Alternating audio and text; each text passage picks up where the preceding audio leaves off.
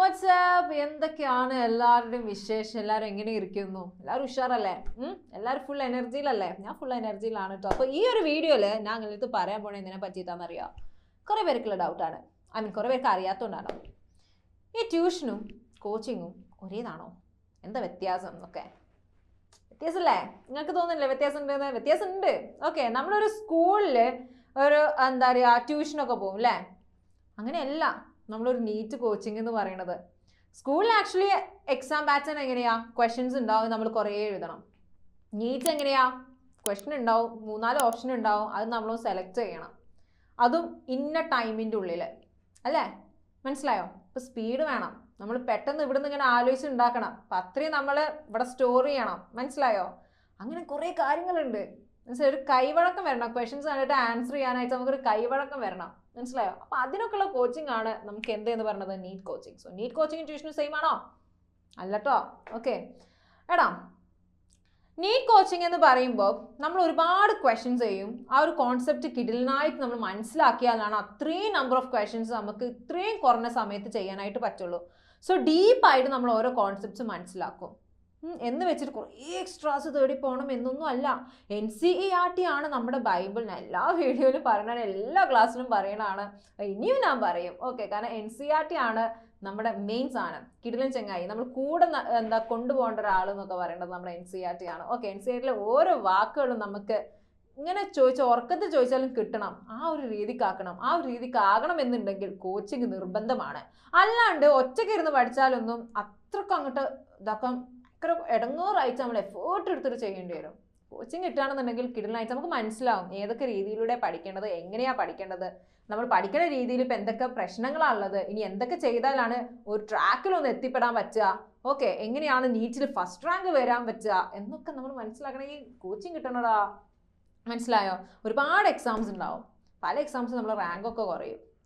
അപ്പോൾ നമ്മൾ കുറച്ചും കൂടി സ്ട്രോങ് ആവാൻ, ഇങ്ങനെ കുഞ്ഞു എന്താ പരാജയങ്ങൾ വരുമ്പോൾ ലൈഫിൽ പിന്നോട്ട് പോകാണ്ട് മുന്നോട്ട് വരണം. മനസ്സിലായോ? അപ്പം അതിനൊക്കെയുള്ള കുറേ കാര്യങ്ങളൊക്കെ നമ്മൾ ഈ കോച്ചിങ്ങിലൂടെ കുറേ കാര്യങ്ങൾ നമ്മൾ മനസ്സിലാക്കിയെടുക്കും, കുറേ കാര്യങ്ങൾ നേടിയെടുക്കുന്നുണ്ട്. സോ ട്യൂഷനും കോച്ചിങ്ങും യാതൊരു കാരണവശാലും ഒരുപോലെയല്ല. ട്യൂഷൻ മാത്രമായിട്ട് നിങ്ങൾ നീറ്റ് എഴുതാൻ പോവുകയാണെന്നുണ്ടെങ്കിൽ വളരെ ഡിഫിക്കൽട്ടായിരിക്കും ഞാൻ പറയുന്നു. ഓക്കെ, പക്ഷെ കോച്ചിങ് കിട്ടിയാൽ കിടലിനായിട്ട് നിങ്ങൾക്ക് ഒരു നീറ്റ് എക്സാമും കിടലിനായിട്ട് അറ്റൻഡ് ചെയ്യാം. കാരണം മെയിനായിട്ട് നമുക്ക് സ്പീഡാണ് വേണ്ടത്. മെയിനായിട്ട് നമുക്ക് വേണ്ടത് ഓർത്തെടുക്കാനുള്ള ആ ഒരു കഴിവ്. അതിന് അനുസരിച്ച് നമ്മൾ ഇങ്ങനെ ഉഷാറാക്കി കൊണ്ടുവരിക എന്നുള്ളതാണ്. മനസ്സിലായില്ലേ? അതൊരു കോച്ചിങ്ങിൽ പോയാലാണ് നമുക്ക് കറക്റ്റായിട്ട് കിട്ടുള്ളൂ. അല്ലെങ്കിൽ ഒരു എക്സ്ട്രാ ഓർഡിനറി ആയിട്ടുള്ള ഒരാളാണോ? ഞാൻ ഇപ്പോൾ എന്നെ പോലെ ഒരു ആവറേജ് ആയിട്ടുള്ള ഒരു കുട്ടീനെ കൺസിഡർ ചെയ്തിട്ടാണ് ഈ കാര്യങ്ങളൊക്കെ പറയുന്നത്. ഓക്കെ, സോ കോച്ചിങ്ങും ട്യൂഷനും ഒരേപോലെ അല്ല. ട്യൂഷൻ നമുക്കറിയാം എല്ലാ ടോപ്പിക്കും കിടലായിട്ട് പഠിപ്പിക്കൂല. എക്സാം ഇമ്പോർട്ടൻ്റ് ആയ കാര്യങ്ങൾ ഇങ്ങനെ പഠിപ്പിച്ച് പോകുന്നല്ലാണ്ട് ഡീറ്റെയിൽ ആയിട്ട് അങ്ങനെ അത് വെച്ചിട്ടൊന്നും ഒരിക്കലും നീറ്റിന് അത്ര ഈസി ആയിട്ട് നിങ്ങൾക്ക് എഴുതാൻ പറ്റും നിങ്ങൾ ആരും വിചാരിക്കണ്ട കേട്ടോ. സോ നിങ്ങൾ നീറ്റ് എഴുതാനായിട്ട് വിചാരിക്കുന്ന ആൾക്കാരാണെന്നുണ്ടെങ്കിൽ മക്കളെ ആരിനി വെയിറ്റ് ചെയ്യണ്ട, പെട്ടെന്ന് ഏറ്റവും നല്ല കോച്ചിങ് സെൻറ്ററിൽ ചെയ്യുക. ഓക്കെ, മനസ്സിലായോ? Coaching is very important. എല്ലാ ആസ്പെക്ട്സിലും നിങ്ങൾ നോക്കിയിട്ട് ഏറ്റവും അനുയോജ്യമായത്.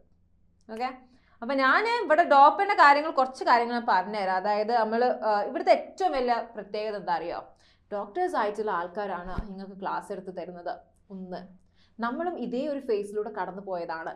സോ എന്തൊക്കെ കാര്യങ്ങളാണ് നിങ്ങൾക്ക് കറക്റ്റായിട്ട് പഠിപ്പിച്ച് തരേണ്ടതെന്നൊക്കെ നമുക്ക് ഉഷാറായിട്ട് അറിയാം.